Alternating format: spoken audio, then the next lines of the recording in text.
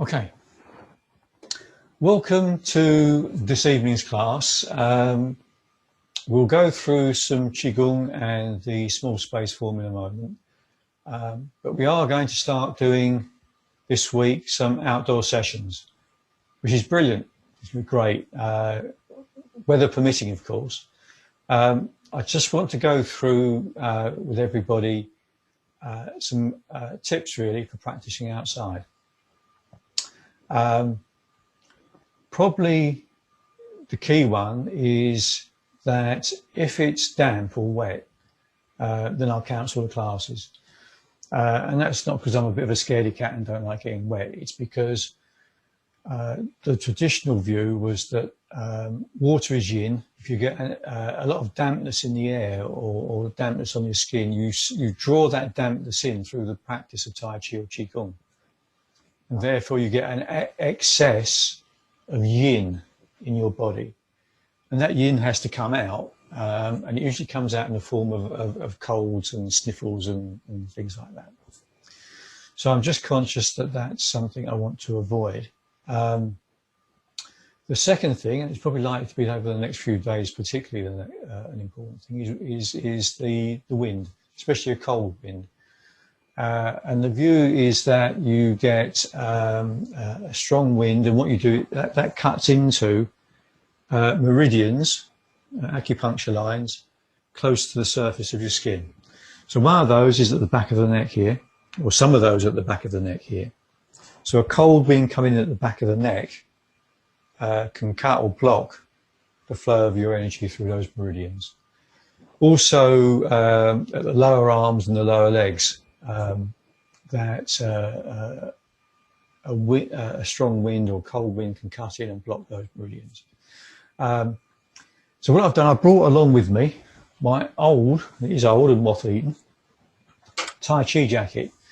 So to give you an idea of how traditionally people dealt with those sort of things. So a traditional Tai Chi Mandarin suit has nice long sleeves. They're quite thick material. And also an upturned collar in the neck. So the Mandarin jacket is one way that people who practice Tai Chi use to protect themselves from the elements. The other thing is that ideally, just bear with me a second, flat shoes, so a Tai Chi slipper, again it's a traditional, in this case it's a material base, but you don't want a heel on your shoes. If you have a heel, it tips your leg up and throws your spine and posture out. Equally, if you've got a flat shoe but it's got a wedge type of sole on it, that will also throw your spine out. So if you can, wear some flat shoes, ideally something that's waterproof as well. These aren't. I use a different type of shoe for practicing outside.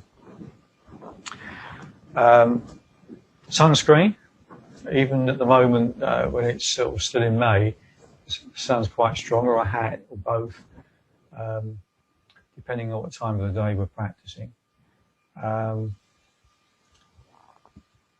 Obviously, if you have any symptoms of COVID-19, then you need to seek medical support rather than come to classes and not come to classes.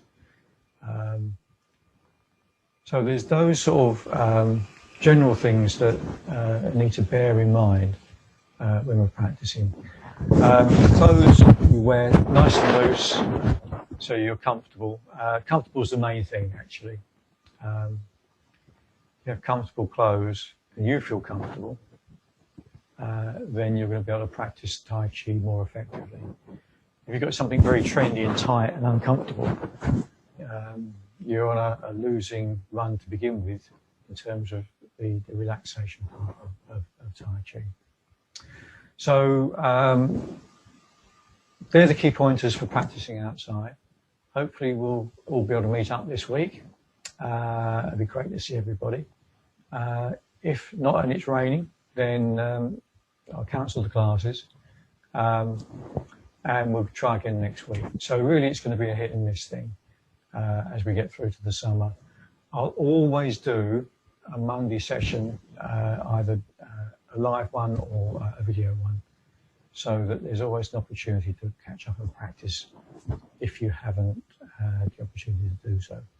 So, take my my old jacket off. It's getting a bit. I've had this for about 30 years, so it's getting a bit delicate.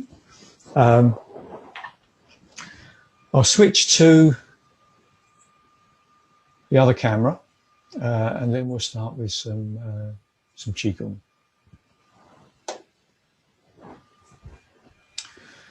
Okay, so to start with then, if you can stand with your feet shoulder width apart,